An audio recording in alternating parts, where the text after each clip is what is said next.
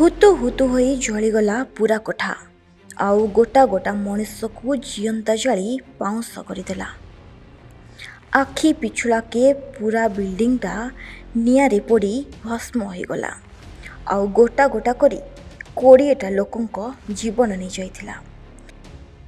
हाँ दर्शक बंधु, एक किछि दिन हेब गोवार नाइट क्लब रे घटिथिबा से दुर्घटना मनर दूर हेनी।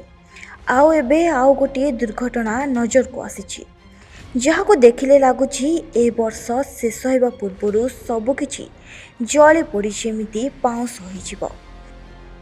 केतेबेले केउ क्लब भितरे गैस सिलिंडर फाटी गलानी तो आउ केउठी ठिया ठिया होई जଳି जाउछि बड़ बड़ कोठा, जहाको देखिले जे केही भी भयरे थरी उठिबो।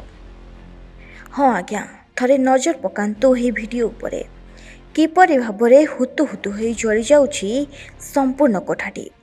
आउ सही कोठा भितरु निजको बंचेइबा पाई भासु आसुथिबा से भयंकर चित्कार सबुआड़े भय खेलाई देउछि। खबर अनुसार कोठार ऊपर महलारू निया लागी यह तलकू व्यापी जाइथिला। तेबे निया लागिबा परे किछि लोक भयरे झरका देई तलकू डेई पड़िथिले, फलरे सेमानकर मृत्यु घटिथिला। सही भली अनेक लोक आहत मध्य होइछन्ति।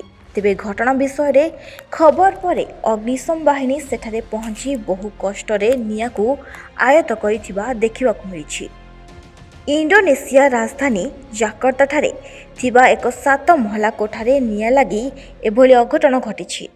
तेबे निया लागिबार सठिक कारण जଣା पड़ी नथिया बेले सेठारे 20 जनकर मृत्युवरण करिथिबा सह अनेक आहत होइथिबा देखिबाकू मिलिछि एवं मृत्यु संख्या आगक बढ़ियो बोली अनुमान करा जाउछि।